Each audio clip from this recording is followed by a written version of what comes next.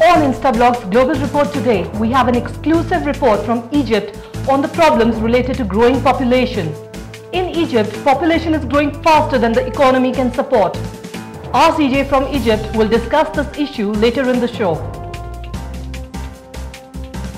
Moving to the other top stories in Global Report today. Uganda freedom of expression in peril. Kenya food prices remain unmoving. Bush signed a war supplement bill. Andrew marries Noah Tishby, his long-term Israeli girlfriend.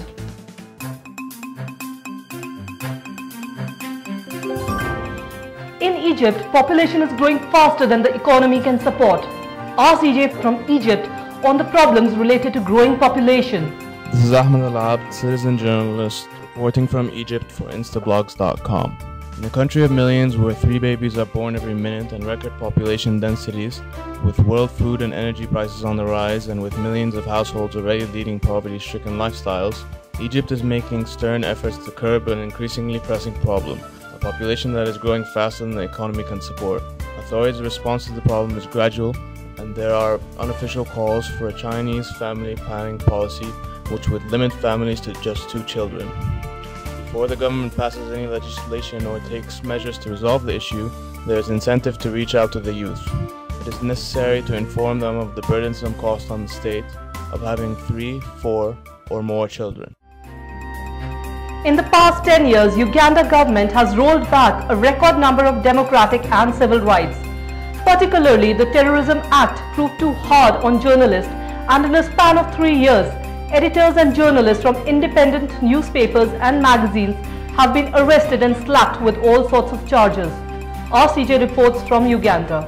I'm a citizen journalist on Instablogs.com. Uganda has gone through massive changes in the past 10 years. Government has taken some decisions that affect all spheres of life, among which are introducing a very strict anti-terrorism law and scripting presidential term limits. In the anti-terrorism law, a journalist would be hanged for quoting a news source the government considers to be a terrorist. The past 5 years are marked by government's disregard for the authority of courts. Last month, the government head of the cabinet committee under the scrutiny of the freedom of the press provision in the constitution. Two glimmers of enlightenment are the 2005 reintroduction of multi-party policy and the economic reforms that marked the first 12 years of the Museveni government.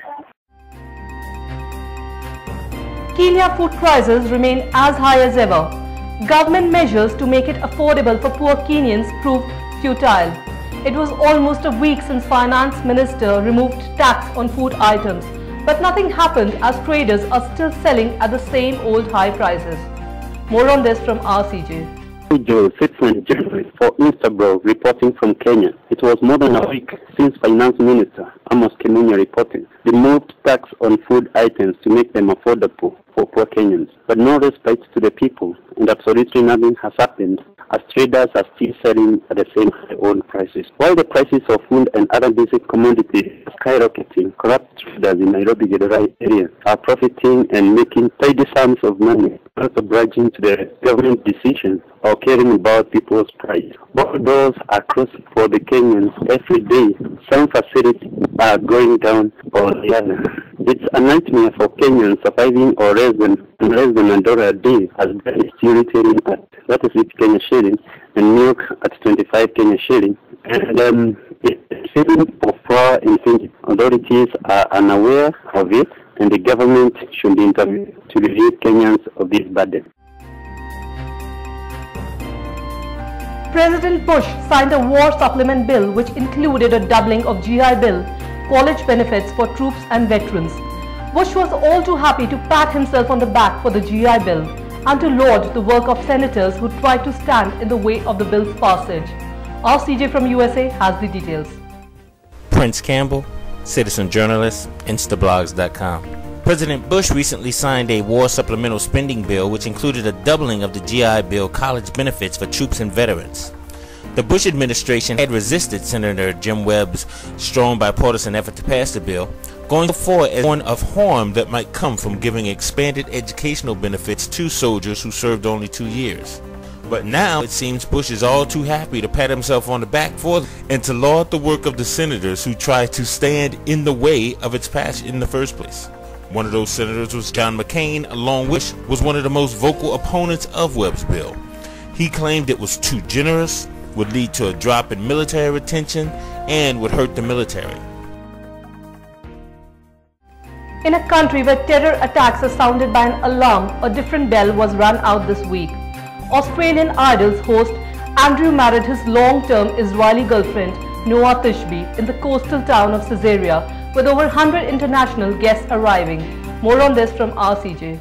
This is Jesse Edwards, citizen journalist reporting for Instablogs.com. In a country where terror attacks are sounded by an alarm, a different bell was rung out this week, those of wedding bells. Australian Idol's host Andrew G married his long-term Israeli girlfriend Noah Tishby in the coastal town of Caesarea this past weekend, with over 100 international guests arriving. Using the very Yiddish word of schlepping, the newlyweds gave their guests a thorough north-to-south tour of Israel, including major sites of Yad Vashem in Jerusalem and the Dead Sea near Eilat. Congratulations, or as we say, Mazel Tov, to the newlywed couple. If you want your story to be heard by millions, let Instablogs be the platform. You can contact us at cj@instablogs.com. This is it from the entire team of Global Report. See ya.